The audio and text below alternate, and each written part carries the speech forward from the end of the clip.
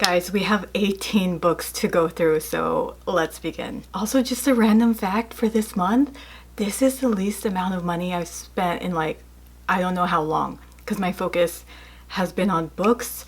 I've been on TikTok way less. My TikTok watch time has gone so down ever since reading, and I feel like that's also a big reason why I haven't been buying much. Because, you know, TikTok influences me sometimes. But literally, I looked through my bank statements. The only thing I spent money on in March is food, coffee, body wash, and detergent. That's it. And now I'm like, what was I spending money on the last few months where I barely had any left over to save, you know? So yeah, if you want saving money advice, maybe go into reading because your main focus will be on reading. So the first book I read in March was The Throne of Broken Gods, which is the second book to the Book of Azrael. This was my favorite last month. Oh, I didn't even realize how much thicker the second one is. Okay, so the start of the second book got me so excited to see where this was going. I'm glad they didn't instantly get back together. Like, I needed some kind of tease. Like, it wasn't all sunshine and rainbows. They had to get through a lot. Honestly, I got so turned off when there are other people's perspectives. For the first book, we only had the two main characters' perspective. And in this, we got 5 other people's perspective. So we had 7 people's perspective in this, including the villain. I don't know, I don't want to know what the villain's thinking. Like, it's not mysterious anymore if you give us the thoughts of the villain. That was like kind of a big turnoff to the point where I was like, I don't think I'm gonna buy the second book anymore. But then I got to another point, the more I read, I was like, okay, I do want the second physical book. I got all 3 of them. The ending was very stressful. I started reading the third book and like I just had to pause. Like I said, the ending of second was very stressful. It continued being stressful at the beginning of this book, so I'm gonna read it for April. This was another rare book that had my heart beating and actually got emotions out of me. Next we go into The Wicked King, the second book from The Cruel Prince, which I read last month. That was my least favorite book of February. It felt like a chore to read this book after the first one. I had to reread the first chapter 3 times because I would doze off. I got sleepy reading this. When I'm into a book, I do not touch my phone for hours. With this, I grabbed my phone 4 times just from the first chapter. With the first book, when I mentioned that it was full of random words, the second book was just the same. Again, here are the random words that were in the second book that I had to look up in the dictionary. Using words that I didn't know didn't make the book feel grown up. I think I don't like these books because it just sounds like I'm reading silly things that teenagers are doing. So I read half of the book in one day. Then the next day I went to read the other half and I didn't even remember what happened in the first half because there was nothing interesting that happened. The only thing that caught my attention was when Jude went into the sea or in the ocean. Like, that was slightly different than the rest of the book. I did have just a mini little shock at the end of the book. I remember more from the first book. I feel like there was more going on in the first book compared to the second, which is funny because everyone says the second book is better, but I was just like, no, this is so much boring than the first book. I'm so confused on how these are so popular. When I finished this book, I still saw it pop up on my TikTok, and I don't know why it only took me now to notice the age of the TikTokers talking about this book. It was around teens to early 20s. And I was like, oh, maybe that's why I never paid attention to the ages of these book talkers. No wonder I'm not loving the books they love. One last thing, I'm sorry if I'm bitching about this book too much. I was so confused why this was so popular that I downloaded Twilight because I was like, okay, I was reading Twilight when I was a teenager. Does it now seem super childish to me? Like how The Wicked King and The Cruel Prince feels like. So I started reading the first chapter and I'm like, it does sound like something a teenager would read, but it didn't sound childish. Like there's some type of depth to Twilight. I'm just saying I'm not a fan of these books, but I'm still gonna keep going because I want to finish the whole series. Okay, the next book I read was One Dark Window.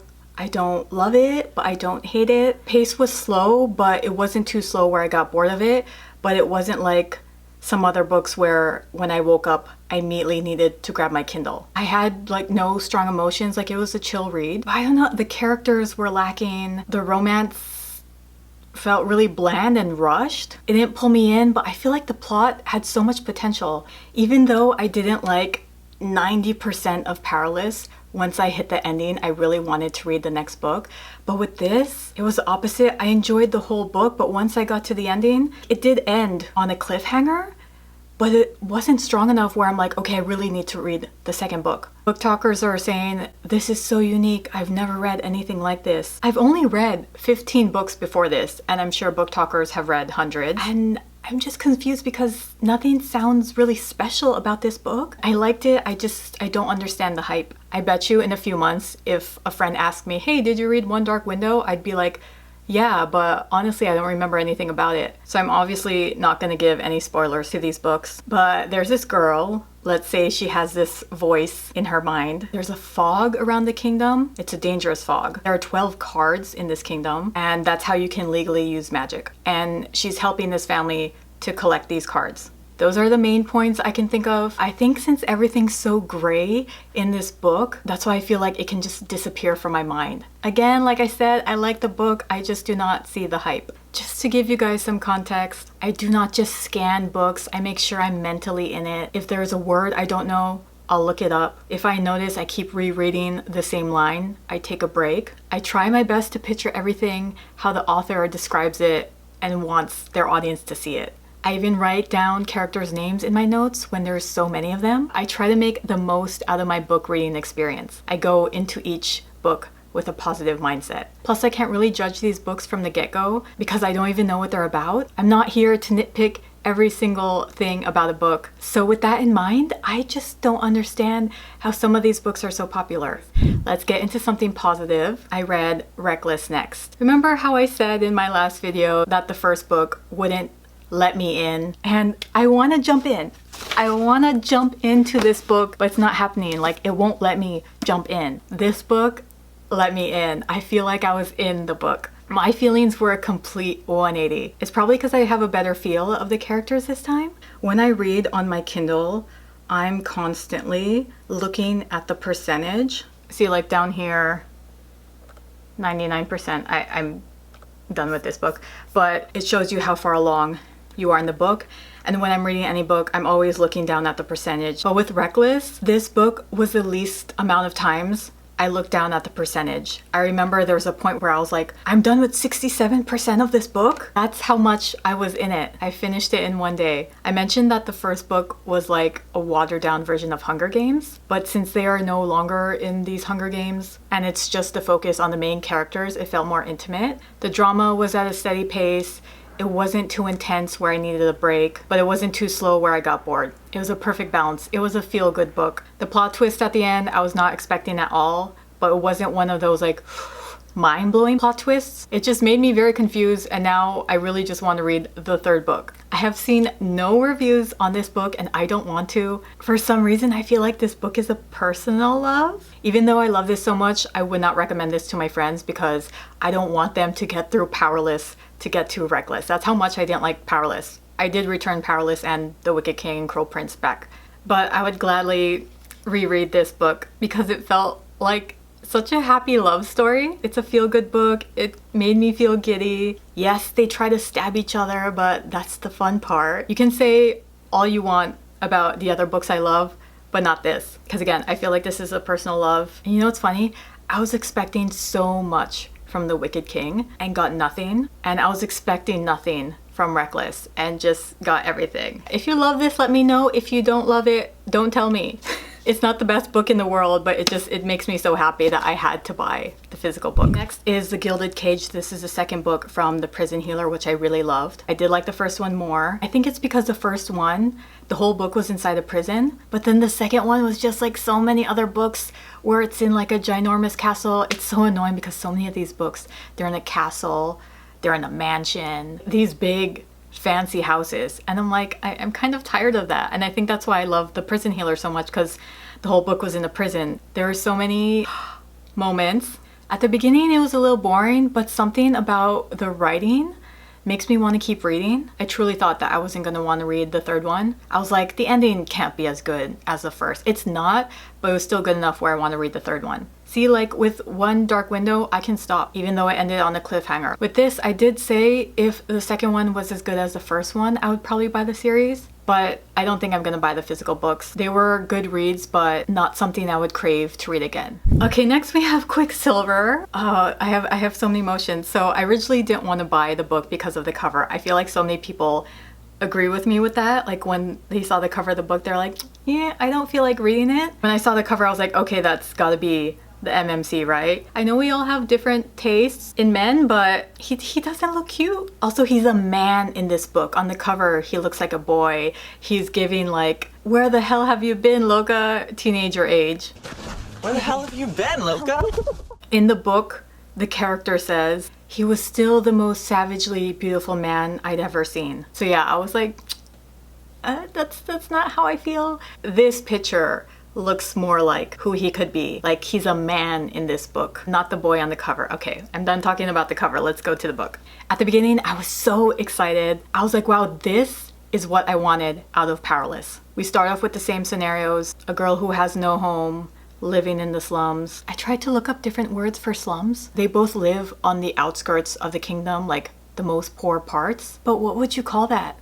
The slums, right? Like I went into the dictionary and looked up different synonyms, but yeah, I wouldn't know what you would call that area. She loses her parents. She needs to steal to survive. She knows how to fight. So yeah, with the girl in Quicksilver, I can picture this way more vividly with the writing compared to Powerless. I'm enjoying the beginning chapter so much. I'm like, okay, I understand the hype. Once I hit the fairy section, which I had no idea there were fairies in this book, it became a different book and I got so bored. I mean, there are boring parts through ACOTAR books, but this was a different boring for some reason. There's no slow burn, so I didn't like that. I think they made out like just on their second time seeing each other. Started getting bored around that time when she started having to work with Quicksilver, so I stopped and I read One Dark Window. I read some more with Quicksilver and then I stopped and read Reckless. That's how bored I got. I read 2 other books in between Quicksilver. So I started blaming myself. I was like, you know, maybe it's because I'm sleepy and that's why I can't take in this book. Maybe I need to eat. I kept making excuses to love this book. Am I just never gonna love fairy books anymore? After reading ACOTAR, I feel like these fairy books are not hitting the same. I wonder if I read like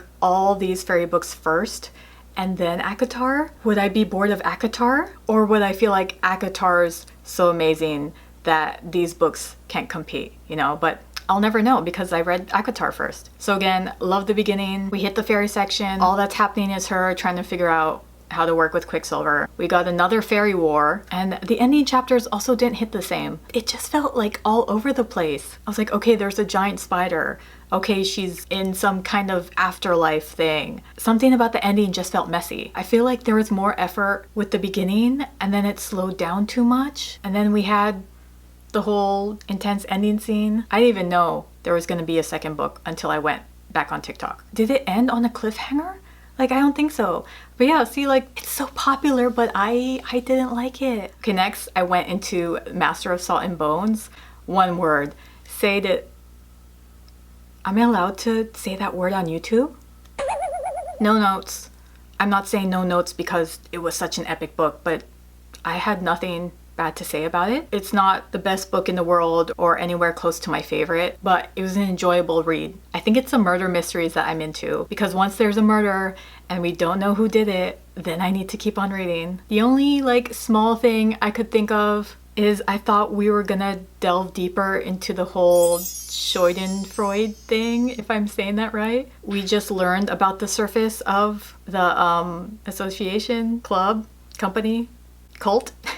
This was the one rare book where I wanted to see the reviews because like I said, I had nothing bad to say, but it wasn't mind-blowing. It's not something I would have pushed my sister or best friend to read, but it was enjoyable for me. Just, it wasn't enough. Until I read my next book, then I was like, that's what I wanted. Blood of Hercules. I love this. I really thought it was gonna be an overhype. This and Quicksilver were the 2 main books I kept seeing over and over and over again on TikTok, but mostly Blood of Hercules. I kept avoiding it because I thought I needed to know like some more Greek mythology before I jumped in. You really don't need to know anything before jumping in. I was thinking about taking notes because there were so many houses and heirs and Spartans and gods, but I actually kept up with not needing to write anything down. This one is truly no notes. Number 1, this has been the only book where I've giggled and laughed out loud because Alexis is actually really funny. Like all her sarcastic remarks, all of her, oh, just kill me already. Her inner monologues were hilarious. I never thought I would be laughing from a book. She has way more personality than so many of these other girl characters, more personality than the FMC of Master Salt and Bones that I read before this. I think I'm just realizing that the stronger the female lead, the more I love the book. Number 2, I loved her snake. They had such a fun relationship. Number 3, the romance. I was like, okay, out of all these guys that keep popping up, who is she gonna pick? At first I was like, ooh, it's gonna be Achilles. He's a brooding, quiet, literally muzzled guy. And then I was like, nope, no, it's gonna be this boy who saved her from her attackers. Wait, is it her teacher? Wait, no, is it this murderer guy? Who's it gonna be? I love the whole guessing game. Yeah, no notes. The only slight discomfort I had with the book is the whole school or academy part. I'm done with school. I'll have dreams that I'm in school or late for class. I don't want to read about schools. But that part actually didn't bother me too much. It was entertaining. It was at a steady pace. It takes you till the end of the book where you're like, oh, that's why it's called Blood of Hercules. I had no idea the reviews were so mixed. A few days later, I saw Blood of Hercules on a TikTok again, and the people who were commenting, hate this book? FMC's little side thoughts and sarcastic comments made me so mad. I could not relate to the FMC. So maybe that's where we differ, because I am a very sarcastic person, and that's what I loved about her. There are too many authors who do the funny girl. Girl, where? I need recommendations then, because I have read 30 books so far, and there was not one funny girl who made me actually laugh. So yeah, let me know what these books you're talking about, where there's other funny female characters, because she's been the only one who's made me laugh. Anyways, I like seeing the mixed reviews. See, even though no one's gonna agree on everything, it doesn't bother me. It'll only bother me if people start talking shit about Reckless. Blood of Hercules stood out. Haunting Adeline.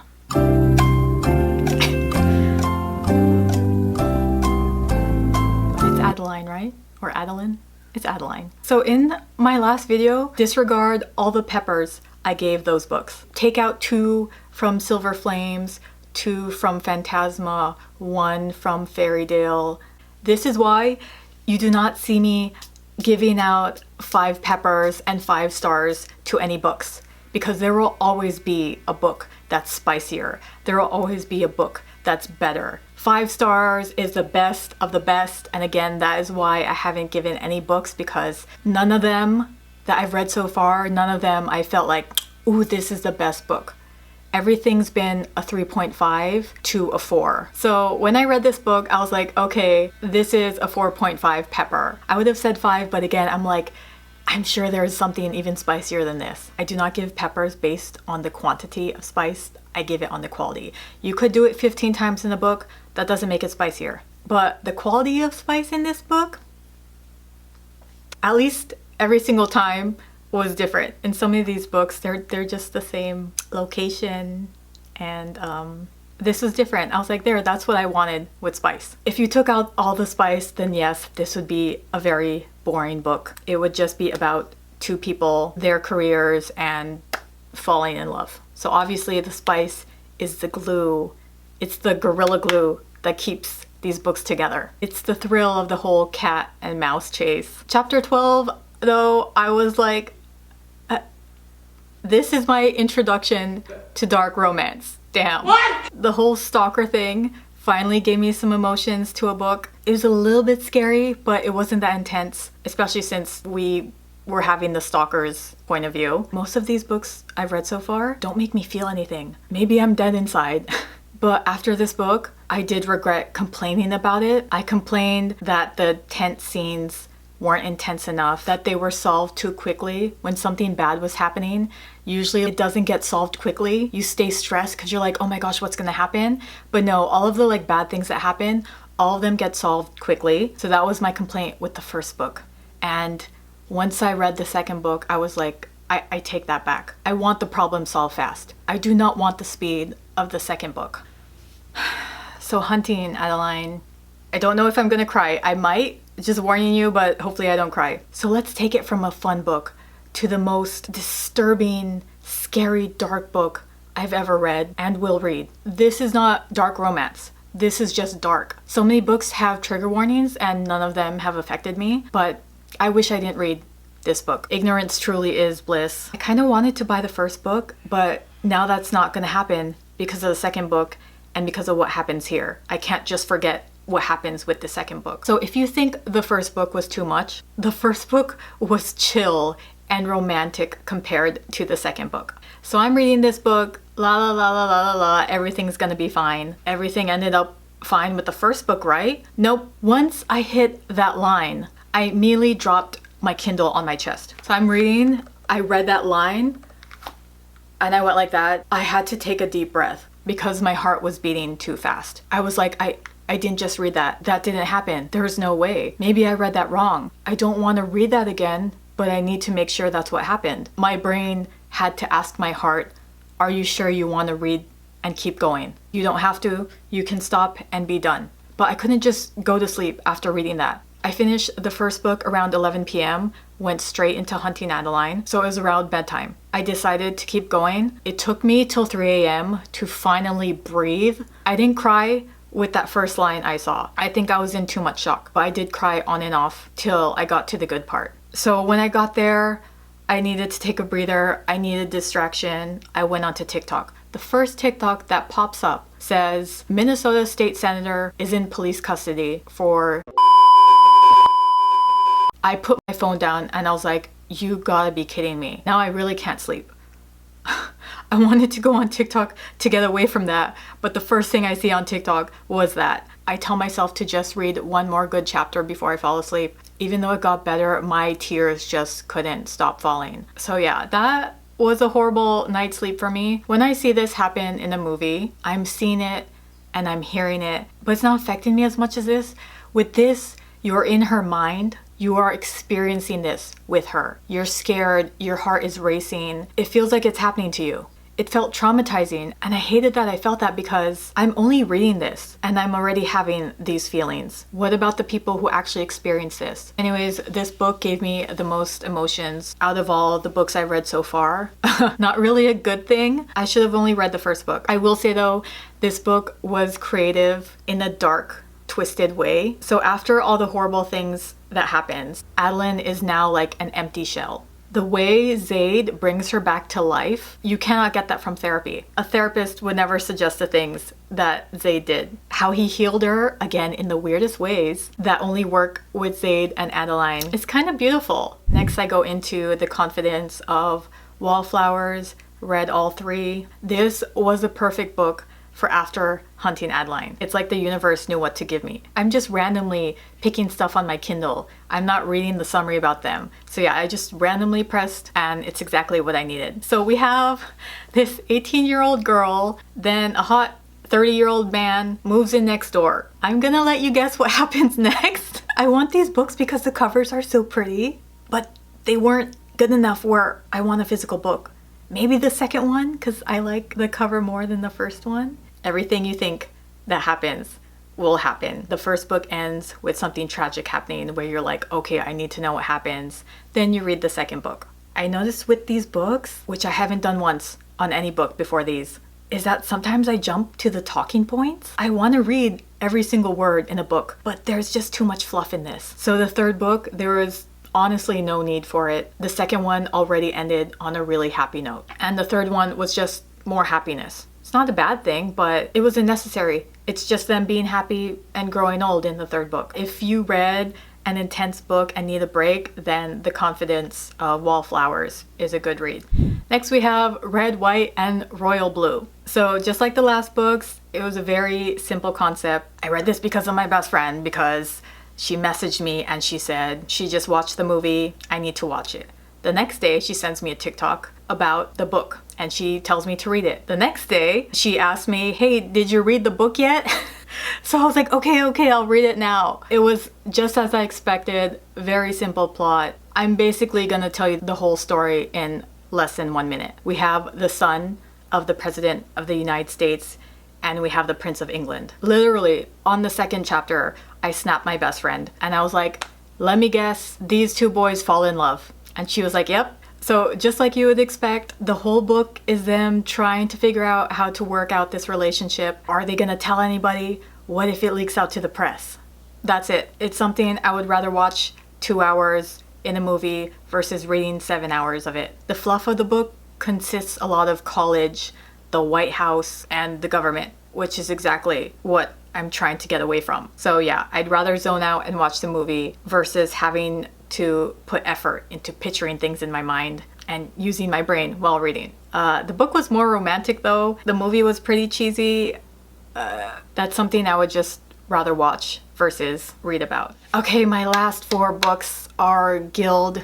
The first one. You see, if I didn't read any spice before this book, the first chapter, I would have been like, I would have given it like 3 chili peppers. But now I'm just like, there was no spice in this book. There really wasn't spice in the first book. So this is also a very simple plot for the first book. She's a gold girl, like she's all gold, kept in a cage in a castle, again a castle, by King Midas. Honestly, not much going on. She's been stuck in there for 10 years. Guess what? She eventually leaves. And then it obviously doesn't end up going well when she leaves. Obviously there's little things here and there that fill up the book. But once I read that one F word, Faye, get your mind out of the gutter, I was like, no, not again. Guys, give me something new. But I actually enjoyed the Faye part of the book because it didn't take over the entire book series. Like, the Faye part wasn't a huge part of the book. So I loved that Faye element versus Quicksilver's. So the first one was another book where the ending didn't make me crave to continue reading. But since the second one was also on Kindle, I continued to read it. So second one, yes, I did like more than the first book, especially because I feel like it's been a while since there was a good plot twist. I've learned to not always trust the first book in the series because it's just the introduction and the build up, and it usually hits in the second book. So the second book plot twist, I did not expect that. There are many shocks here and there, especially when it comes to Arin, I don't know how to say her name, and her gold. So third book, that's when we finally hit some romance. I'm like, okay, she's gonna soften this hard shell of a man. So if you're into Quicksilver and like the angry, grumpy man and the sweet girl comes in and softens him up, then this is kind of the same vibe, but he's not an asshole compared to Kingfisher. Some people would prefer Kingfisher because she has more of a struggle to open him up and to stop being such a bully, but I would prefer Slade over Kingfisher. So yeah, he's not as an intense, angry character as Kingfisher, but he is very powerful. I prefer the romance of Gild because it was a slow burn. You only get romance till the third book. I finally hit that reading till 3 a.m. because you want to know what happens to these lovers TikTok. But yeah, even with the slow burn, their relationship didn't feel as passionate or intense as other books. Again, I'm not sure if it's because his character isn't intense. He felt like a level-headed, knows what he's doing kind of male. Kind of wanted more from the relationship even though it took 3 books. See, like with Hunting Adeline, I read through every word, every chapter, even with how stressed it made me, how sad it made me. I still needed to know everything that happened in between. But with this third book, I could easily skip a chapter. I can easily power read because, again, a lot of it is just fluff. And I started getting desperate to hit the romance part. I was kind of like, I don't care about your guys' point of views. Like, let's get to them finally kissing or something. So yeah, overall, I feel like these books could be way more condensed. There were so many times where I caught myself scanning and jumping to conversations and not reading the stuff in between. When that happens, that's usually when I get off my Kindle and start playing with my phone because I'm bored. I didn't get as bored with these compared to Quicksilver, but I still got bored. I don't know if it ends at 5 or if there's 6. But yeah, these 5 books could easily be a 3-book series. So now I'm on the 4th book. I don't know what it is about Arin, or if it's because I've read 4 books with her point of view, but it feels like I'm just reading diary entries and not a book. So with the 4th book, I really enjoyed reading Slade's point of view. When Osric meets Risa, I'm like, okay, this is really giving heavy Cassian and Nesta vibes. I enjoyed their point of views. But when we got back to Oren's point of view in the 4th book, after a bit I started getting annoyed. I really enjoyed the ending of the 3rd book and how powerful she was. It really reminded me of Diana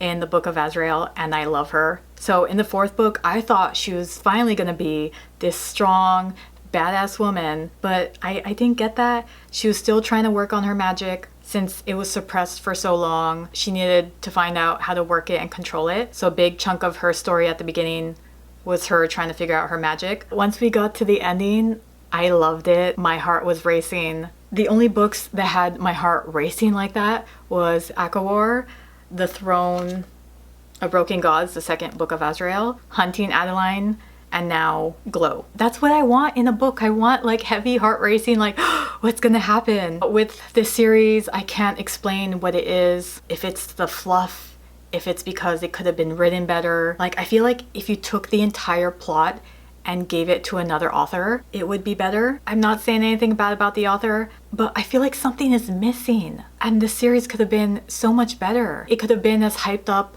as ACOTAR or just as good as Book of Azrael. I honestly would have bought the whole series if there was something different about it, but I can't put my finger on what it was. Again, I don't know if it's because the fluff, I don't know if it's something about the characters. Maybe if you read it, you'll understand what I'm saying. First book, I had zero emotion, zero heart pumping. Second book, little heart pumping because of the plot twist. I love the plot twist. Third book, not so much heart pumping, not a plot twist, but a definite, okay, I need to read the next book. Fourth book, that's when my heart was pumping at the ending. Like, oh my gosh, what's gonna happen? How is this gonna play out? Now I really wanna read the next one, and I will after this video. And it will be soon because now let's go on to rating all of these. Okay, so my number one favorite book out of March, this only applies to me. This is not what I would tell all of you, hey, go read this because it's my number one. No, this number one is just for me, which is Reckless. My second favorite was The Throne of Broken Gods. If you watched my last video, I said that you know it's my favorite if I buy the physical book. These are the only physical books I've bought. The Book of Azrael collection and Reckless. Everything else in March, there was nothing where I was like, ooh, I really need that. I was close with The Blood of Hercules, but I feel like it's not something I want to keep rereading, so I didn't buy the physical book. And then I only want to buy the physical book of one of the Wildflower ones just because it's so pretty, but we'll see. My top ones after Reckless, these are the ones that stood out to me and felt different out of all the books I read this month. So number 3, we have The Blood of Hercules. 4 would actually be Hunting Adeline because again, the emotions I've gone from it and it was different. It hit me. Not in a good way, like it still hit me. So yeah, I would put 4 and 5, Hunting Adeline and Haunting Adeline. So number 6 to 9 would be the Gild series. My favorites, the 4th, then the 3rd, then the 2nd, then the 1st. Number 10 would be Master of Salt and Bones. It's different. If you want a one and done book, go ahead. I don't think there was a point in the book where I got bored, which I enjoyed. Because even with so many of like my favorites or really intense book, they always still have like some kind of boring chapters in it. But I feel like with this, I don't think there's a chapter where I was really bored. So number 11, 12, 13, we have the whole Confidence of Wildflowers. The second book was my favorite out of all of them. Then the first one, then the third one. Number 14, we have the Gilded Cage. 15 would probably be Quicksilver. 16 would be One Dark Window. I feel like Quicksilver and One Dark Window could interchange, mostly because with how bored I got with Quicksilver, but I feel like it was more vivid. So I feel like Quicksilver and One Dark Window could interchange. Even though I got so bored so many times with Quicksilver, I feel like there was so much happening compared to One Dark Window, but yet with One Dark Window, I didn't get bored. I don't know, those two can interchange.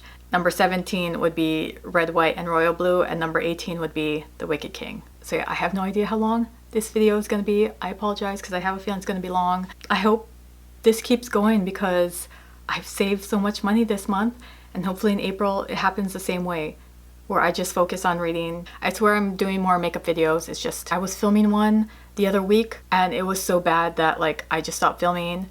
I was filming another one the week before that, and our upstairs neighbors just moved out, so there was crazy noise. I will still have makeup videos, it's just my mind has been focused on books lately. So yeah, thank you guys so much for watching, and I'll see you in the next video.